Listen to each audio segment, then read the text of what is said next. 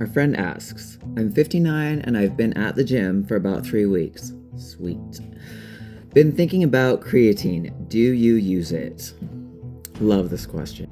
So this is the part where I say, I'm not a doctor, I'm not a dietitian, I'm not a coach, but I've been lifting weights for over 25 years.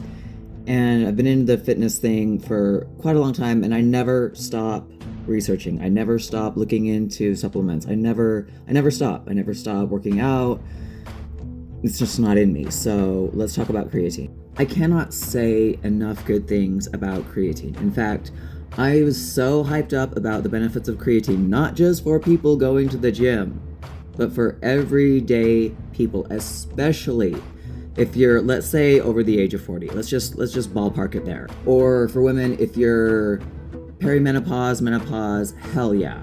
Now, I could say you should talk to your doctor about creatine. But with doctors, my faith really isn't that high when it comes to doctors, because a patient cured is a customer lost. Just something to think about. In fact, I believe this so much. My last doctor, I know he was trying to put me on statins. I know I had high cholesterol because I was doing carnivore. Lots of eggs, lots of red meat. Cholesterol is good for you, good for the brain, good for the heart. This whole red meat bullshit is what it is. It's bullshit. So I could say, yeah, talk to your doctor about creatine, and you could. But if you have a doctor that looks at your cholesterol and you're in decent shape and they tell you to try to put you on statins, that's not a doctor. That's a dealer. Just my opinion. I'm just saying my opinion. Don't take it for heart. But creatine is so essential, in my opinion, for the brain. And again, I encourage people to look these things up. I encourage people to do their research. But you need to have good sources of research. And at the end of this video, I'll show you some of my favorite podcasts that I listen to that I trust with this information.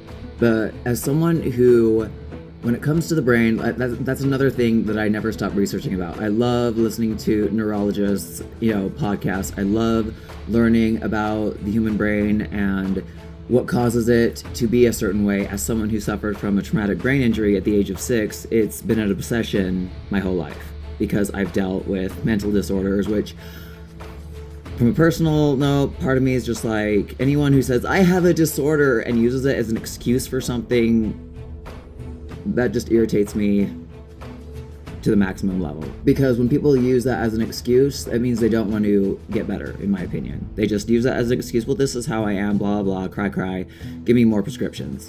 That's, scroll on. But yeah, creatine and the brain, I've heard it does wonders for people with Alzheimer's. Wonders. Like I said, I told my mom, please, you don't need 5 grams. That's grams, milligrams. Anyways, look at the. You don't even have to get expensive creatine. I wouldn't necessarily get it from Walmart per se, but I've found creatine. I get it from my supplement shop, and then when they're out, I get it from like a natural grocers type place. And it's not that expensive. To add it to your daily life, and the benefits are amazing. Now, if you're watching this and you are a woman who's just getting into lifting weights and you're afraid it's going to bulk you up, no. That's not how it works. There's a lot of us out there that wished that how it would work, but that's not how creatine works. It will help you, with muscle recovery, but don't be all like, oh, I can't take creatine. I'm not a bodybuilder. I'm not a weight trainer. If you're getting up there, and it's great to just supplement for everyday health. Just my personal opinion. But to this person specifically, hell yeah, I would suggest absolutely get on creatine for sure. So, for example, I've just got my natural grocers, not very expensive, basic creatine. One serving is 5 grams. So if this is your first time taking it, and then a lot of people say, oh, it'll make you, retain water, it'll make you look bloated. I think that 5 grams starting out is going to be okay. I hate it when people say stuff like that and then it deters people from such an amazing health benefits.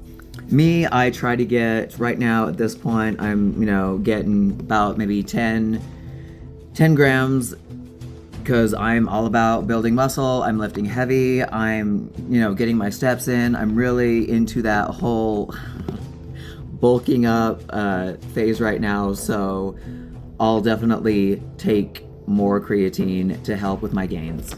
But see, this is the fun part, in my opinion, when it comes to your fitness journey, is doing your own research, kind of just figuring out what works for you, and just kind of like having fun with it, seeing how you feel. Maybe maybe it's not for you, but I couldn't imagine creatine not being for everyone, trust me.